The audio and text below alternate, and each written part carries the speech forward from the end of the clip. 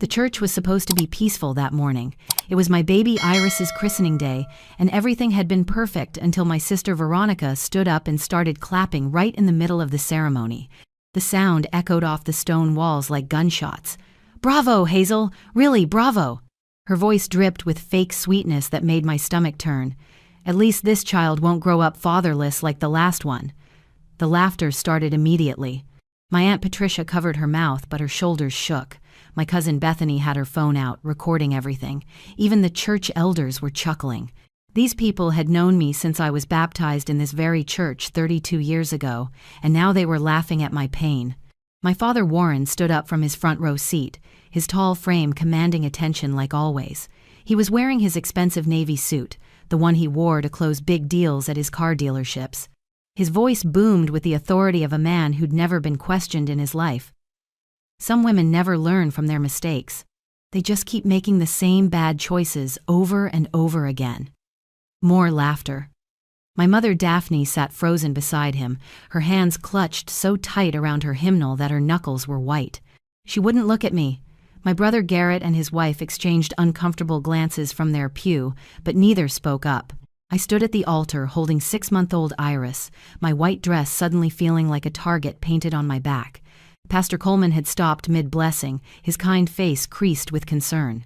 The baptismal water still dripped from his fingers. That's when I heard the small voice that changed everything. "Grandpa, should I tell them what you made me promise to keep secret?" My 7-year-old son Colby was standing on the pew so everyone could see him. He was trembling in his little navy suit, the one we'd bought specially for today. His voice was quiet, but it carried through the proum. Church like thunder. The laughter died instantly. You could have heard a pin drop. Warren's face went from smug satisfaction to pure panic in less than a second. "Colby, sit down right now. But you told me lying is a sin. You said keeping bad secrets makes God sad." Colby's chin lifted slightly, finding courage somewhere deep inside. "You said if I told Mommy about the lady who visits your office, you'd stop coming to my baseball games. But I don't think God wants me to lie anymore."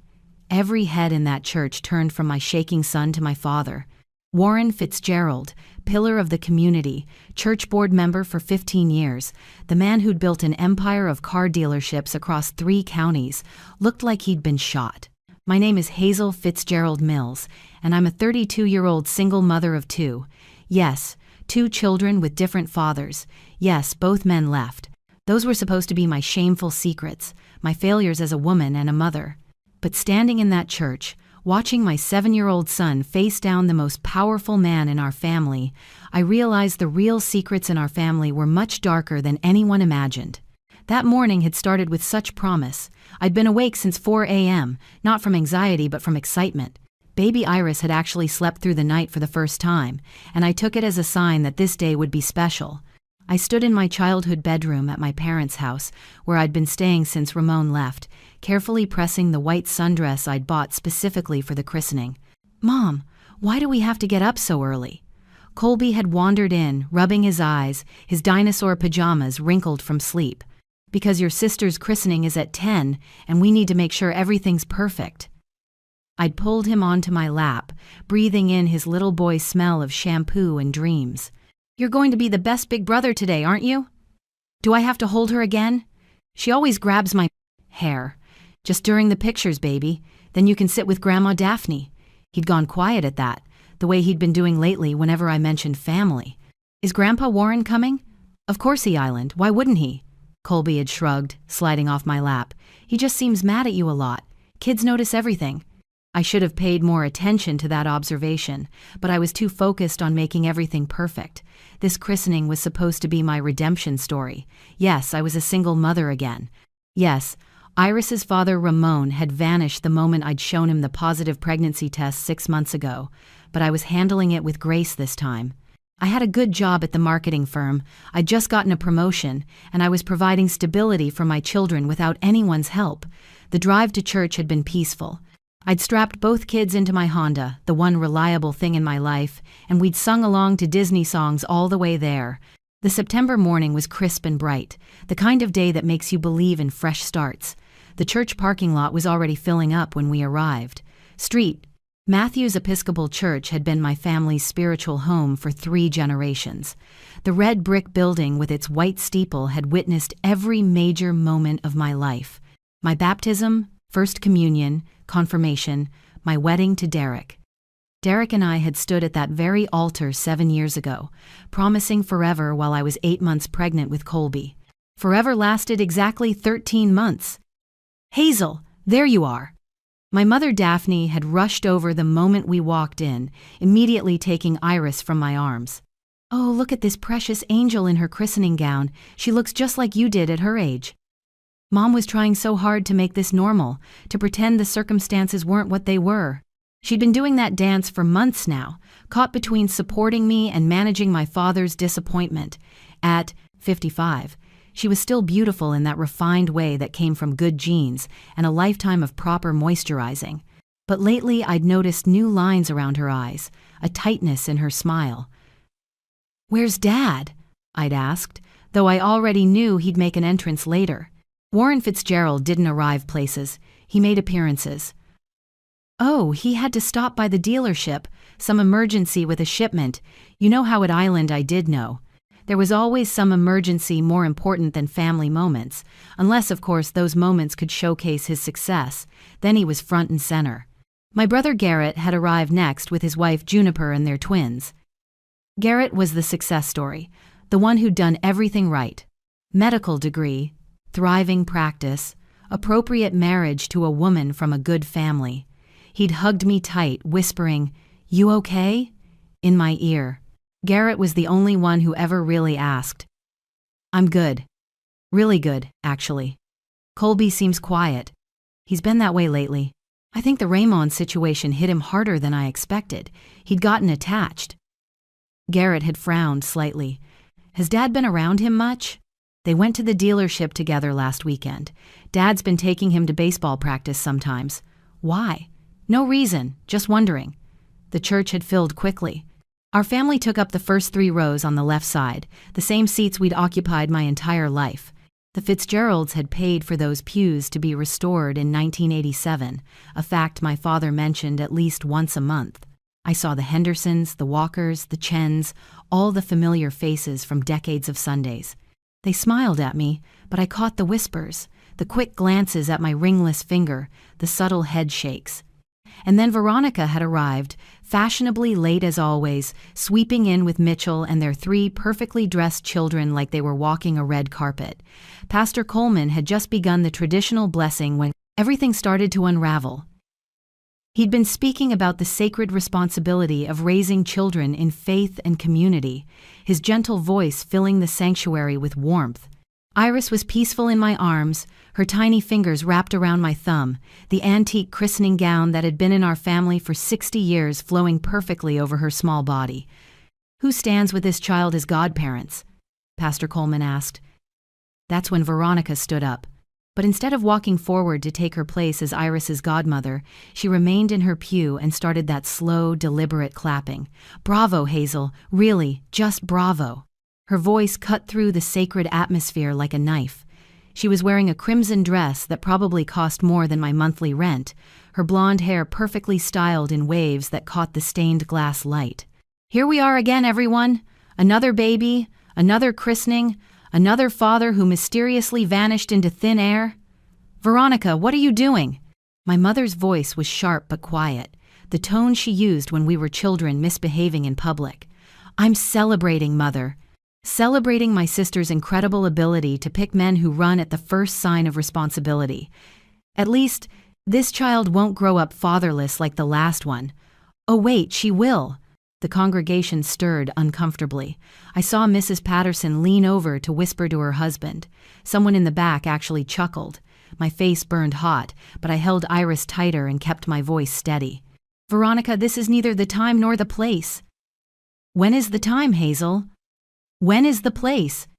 "Because we all tiptoe around you, pretending this is normal.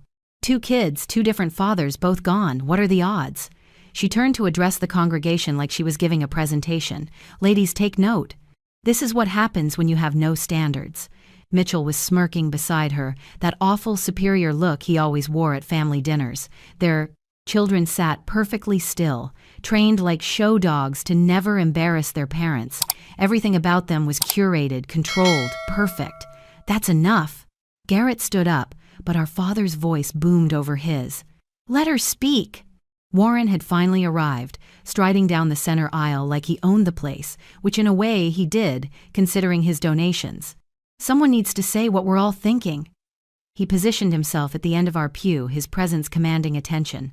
Warren Fitzgerald at 58 was still an imposing figure, 6'2", silver hair perfectly styled, wearing a suit that cost more than most people's monthly salary. He'd built his car dealership empire from nothing, a fact he never let anyone forget. Some women never learn from their mistakes, he announced, his voice carrying that particular tone of disappointment he'd perfected over the years. They keep making the same bad choices, picking the same type of men, then acting surprised when history repeats itself. Dad, please, I managed to say, though my voice cracked slightly. Iris had started to fuss, sensing the tension. What? Someone has to teach you responsibility, Hazel. Do you know what people say about you? About our family? There goes Warren's daughter, pregnant again, no husband in sight. Do you know how that affects my business? My reputation? Your reputation? I couldn't help the bitter laugh that escaped. I'm sorry my life is inconvenient for your image. Image matters, he roared. I didn't build everything we have by ignoring what people think. Perception is reality in business and in life. Your sister understands that. He gestured to Veronica, who stood taller, vindicated. She married properly, maintains her household, raises her children with both parents present. Why is that so difficult for you? Uncle Theodore called out from his pew. Truth hurts, doesn't it? My cousin Bethany had her phone out, recording everything. I'm already imagine the family group chat exploding with this drama. More ammunition for every family gathering for the next decade. You want to know the truth? I started to respond, but Mitchell cut me off. The truth is that Derek was smart to leave when he did. And Ramon? Well, at least he learned from Derek's example. Why stick around for the inevitable drama? The laughter that rippled through the church felt like physical blows. These people had watched me grow up. Mrs. Henderson had taught my Sunday school. Mr. Walker had hired me for my first job at 16. The Chens had brought casseroles when Derek left. Now they were all laughing at my humiliation. Pastor Coleman tried to restore order. Please, this is a house of worship. We're here to celebrate a child's entrance into our faith community. But the damage was spreading like wildfire. Veronica wasn't done. Faith community? What faith? What values is Hazel teaching these children? That fathers are optional? That commitment is negotiable? That's when I noticed Colby had gone completely rigid beside me, his little hands clenched into fists so tight his knuckles were white. Colby stood up so suddenly that his hymnal fell to the floor with a sharp crack that echoed through the sanctuary. His small frame was shaking, but his voice rang out clear and strong. Grandpa, should I tell them what you made me promise to keep secret? The words hung in the air like a challenge.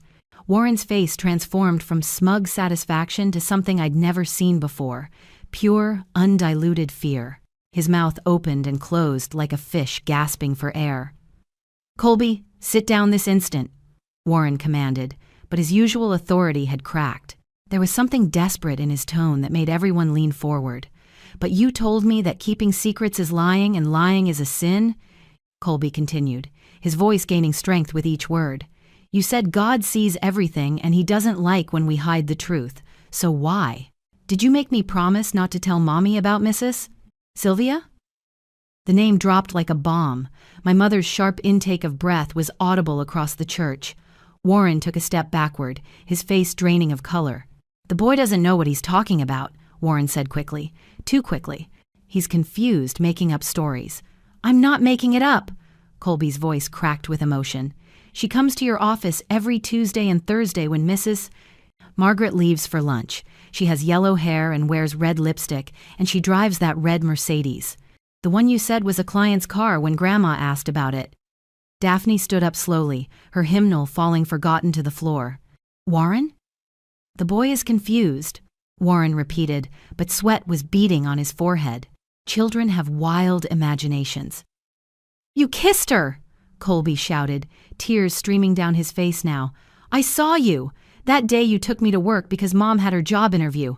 You said I could play games on the computer in the back office, but I came out to ask for juice and I saw you kissing her by the copy machine.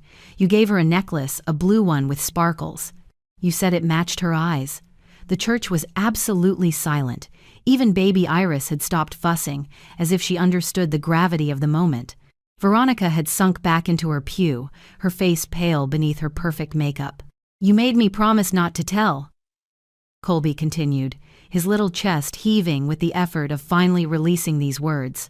You said if I told anyone, especially Mommy or Grandma, you'd stop taking me to baseball practice. You'd stop coming to my games. You said it would make everyone sad and it would be my fault for breaking the family. I dropped to my knees beside my son, pulling him close while still holding Iris. Oh, baby, no. Nothing is your fault. Nothing. There's more, Mommy? Colby whispered against my shoulder, but his voice still carried in the silent church. About Iris's daddy. About Mr. Ramon. I pulled back to look at his face. What about Ramon? Grandpa knows where he island. He paid him money to leave. I heard the phone call. Warren lunged forward. That's enough. The boy is clearly disturbed, making up fantasies. Hazel, control your son. But Colby stood taller, pulling away from my embrace to face his grandfather directly. You were in your office at home. You thought I was sleeping on the couch, but I was awake. You called Mr. Ramon and said you'd give him $20,000 if he left town and never contacted us again. You said Mommy didn't need another loser dragging her down. That's a lie, Warren roared. But his protest sounded hollow. You said you'd ruin his landscaping business if he didn't take the deal. You said you had connections at the bank who could call in his loans. You said you'd make sure he never got another contract in the county. Mr. Ramon was crying. Grandpa, I could hear him through your phone. He said he loved Mommy and wanted to be there for the baby, but you said love wasn't enough, that Mommy needed someone with real money and status. My legs nearly gave out. Garrett caught my arm, steadying me. Is this true? I asked, though I already knew the answer. It explained so much. Ramon's sudden coldness, the way he'd changed overnight from excited about the baby to completely distant, the text saying he couldn't do this anymore with no explanation. And Derek, too! Colby was on a roll now, the secrets pouring out like water through a broken dam. My real dad, Derek. He didn't want to leave us. Grandpa threatened him. Said he'd use his lawyer friends to make sure Derek lost custody of his other kids from his first marriage if he didn't disappear. Derek wanted to stay, Mommy. He wanted to be my dad, but Grandpa said you deserved better. You're lying. Warren's voice thundered through the church, but it was the rage of a cornered animal. This child is disturbed, making up stories for attention. Hazel, your son needs professional help. He's not lying. Garrett's voice cut through Warren's protests like a blade. My brother stood up, pulling his phone from his pocket. I have proof. Every head in the church swiveled toward Garrett. He held his phone up high, like a prosecutor presenting evidence. I've suspected something was off for months, Dad. Too many coincidences, too many of Hazel's relationships falling apart at convenient times. So I did something I'm not proud of. He looked at me apologetically. I planted a voice-activated recorder in your home office 3 months ago. I have everything. Warren's face went from red to white to gray in seconds. You had no right. I had every right. Garrett's usual calm demeanor shattered. You're my father, and you've been destroying my sister's life. Play the first recording, Juniper. Garrett's wife connected her phone to the church's speaker system, a benefit of modern upgrades. Warren's voice filled the sanctuary, clear as day. Ramon, I'm going to make this simple. $20,000 cash deposited into your account today, and you disappear. No contact with Hazel, no claims on the baby, nothing. Then Ramon's voice, thick with emotion. I love her, Mr. Fitzgerald. I want to be there for our child. Love doesn't pay bills. Love doesn't build futures. You're a landscaper who can barely make rent. My daughter deserves better. Take the money, or I'll make 3 phone calls and your business loans get called in tomorrow. Your choice. Garrett swiped to another recording. This time it was a woman's voice, breathy and flirtatious. Warren, baby, when are you going to tell your wife? I'm tired of being your Tuesday-Thursday secret. Warren's response. Soon, Sylvia, after the holidays. I need to move some assets around first. Daphne won't get a penny more than necessary. My mother made a sound like she'd been punched in the stomach. She gripped the pew in front of her for support, her wedding ring catching the light from the stained glass windows. "There's more," Garrett announced grimly. "Derek's recording is particularly heartbreaking." He clicked play again. Derek's voice, one I hadn't heard in 6 years, filled the church. "Mr. Fitzgerald, please. I love Hazel. I love Colby. I made mistakes before, but I'm clean now. I'm working. I can be a good father." Warren's response was ice cold. "You're an ex-addict with 2 kids from a previous marriage. You're exactly the kind of trash I've spent my life keeping away from my daughter. Leave town by Monday, or I'll have my lawyer friend Judge Harrison reopen your custody case. We'll find things. We always do. Your ex-wife is already prepared to testify that you're unstable. Do you want to lose all your children, or just walk away from mine?" The sound of Derek crying came through the speakers. "Colby calls me Daddy. How can I just abandon him? You should have thought of that before you got my daughter pregnant out of wedlock. Monday, Derek, or you'll never see any of your children again." Garrett turned off the recording. The silence in the church was deafening. I looked around at faces I'd known my entire life, now twisted with shock and disgust. Mrs. Patterson had her hand over her mouth. Uncle Theodore looked like he might be sick. Even Veronica was crying, her perfect makeup streaming down her cheeks.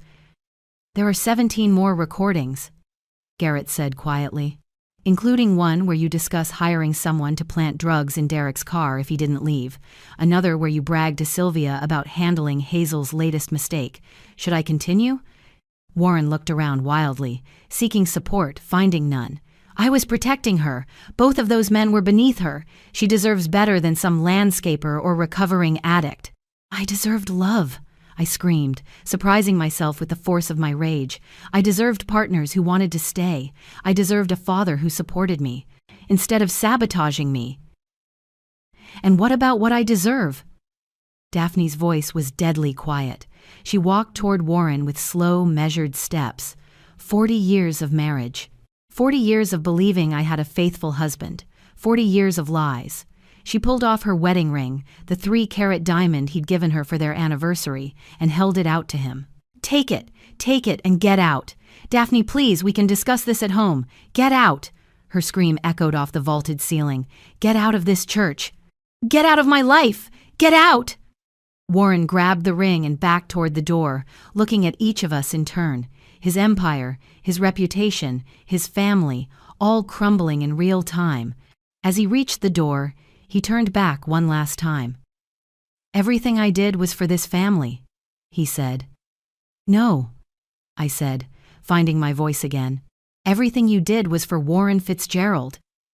And now, everyone knows exactly who that island Warren left the church that day and never came back. Not to the church, not to our lives, not even to fight the divorce that followed. Within a week, the entire town knew everything. Garrett had made sure of that by sending the recordings to Warren's business partners, the church board, and even the local newspaper. The man who'd built an empire on reputation watched it crumble in days. Pastor Coleman, God bless him, salvaged what was left of the christening. After Warren's dramatic exit, he'd gathered us all at the altar and spoke about truth and redemption, about how God uses the voices of children to reveal what needs to be seen. He baptized Iris with tears in his own eyes, and when he handed her back to me, he whispered, "Your children are blessed to have you." The 3 months since have been a whirlwind of change. Mom filed for divorce within a week, and Warren didn't contest it. Turns out Sylvia wasn't his first affair, just his current one. Garrett found evidence of at least 3 others over the past decade. Mom got the house, half the business assets, and something more valuable, her freedom. She moved in with me temporarily but surprised us all with her strength. I'm 55 years old. She told me one morning over coffee, and I'm just now learning who I am without him. She started teaching art classes at the community center, something Warren had forbidden years ago because he thought it was beneath their status. Her watercolor class has a waiting list now. She smiles differently these days, lighter somehow, like she's been carrying rocks in her pockets for 40 years and finally emptied them out. Derek reached out 2 weeks after the christening. His letter was 3 pages long, explaining everything, apologizing for not fighting harder, for letting Warren intimidate him. He'd been clean for 6 years, had partial custody of his other children, and had never stopped thinking about Colby and me. "I don't expect forgiveness," he wrote, "but if there's any chance to know my son again, I'll take it." We met at a coffee shop first, just him and me. He looked good, healthy, older, but in that way that made him seem more solid, more real. We talked for 3 hours. He showed me pictures of his other kids, told me about his job as a supervisor at a construction company, about the therapy he'd been in since leaving us. "I should have fought harder," he said, eyes wet with unshed tears. "I should have called Warren's bluff. He would have destroyed you," I replied, and we both knew it was true. The first meeting between Derek and Colby happened at a park. Colby was nervous, hiding behind my leg at first. But Derek had brought a baseball glove, the same brand Colby loved, and within an hour they were playing catch, Colby's laughter ringing across the playground. "We're taking it slow, supervised visits for now, but Colby comes home from each one glowing." Ramon's situation was more complicated. He'd taken Warren's money out of desperation. His business really was struggling, and Warren's threats weren't empty, but he'd never spent it. It sat in an account, untouched, like blood money he couldn't bring himself to use. He sent it all back to Warren and asked to be part of Iris's life. "We're figuring it out. He comes by twice a week, holds Iris, changes diapers, does all the things he missed during the pregnancy. It's awkward sometimes, but it's real. He's trying, and that's more than I ever thought I'd have." Veronica might be the biggest surprise. My perfect sister with her perfect life fell apart after the christening. She showed up at my door that night, sobbing so hard she could barely speak. "He controlled me too," she finally managed to say. "Different than you, but still control. Every decision, every purchase, every friendship had to be approved.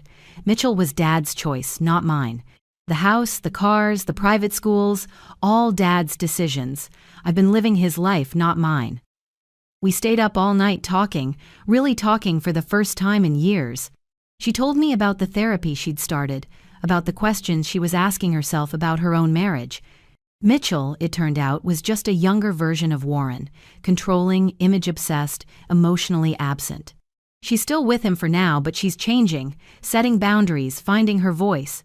"You were always the brave one," she told me last week. "Even when Dad was tearing you down, you kept trying to live your own life. I just gave up and became what he wanted." The church community rallied around us in ways I never expected. Mrs. Henderson organized meal deliveries for weeks. The Walkers offered Mom a job at their accounting firm when she mentioned wanting to work again. Even Cousin Bethany, who'd filmed the whole disaster, deleted the video and apologized for her part in the cruelty. But the real hero of this story is my 7-year-old son.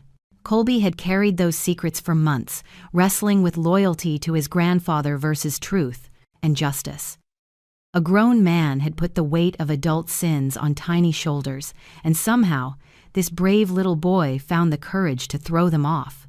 The other night, while I was tucking him into bed, he asked me a question that stopped my heart. "Mom, are you mad that I kept Grandpa's secrets for so long?" I sat on his bed and pulled him close. "Never, baby. You were put in an impossible situation. Grandpa was wrong to ask you to keep those secrets. What you did took more courage than most adults ever show." "I didn't want you to be sad anymore," he said simply. "You cry when you think we're sleeping. I hear you sometimes." That broke me. I held him tighter and promised myself that his childhood wouldn't be about managing adult pain anymore. "You know what? I'm not sad anymore. I'm free. We're all free. Even Grandma? Especially Grandma." Last Sunday, we went back to St. Matthew's. The same church where our family had shattered was where we began rebuilding. As we walked in, heads turned, but instead of whispers and judgment, we received smiles and nods of support. Pastor Coleman's sermon was about Joseph and his coat of many colors, about how sometimes the very thing meant to destroy us becomes our salvation.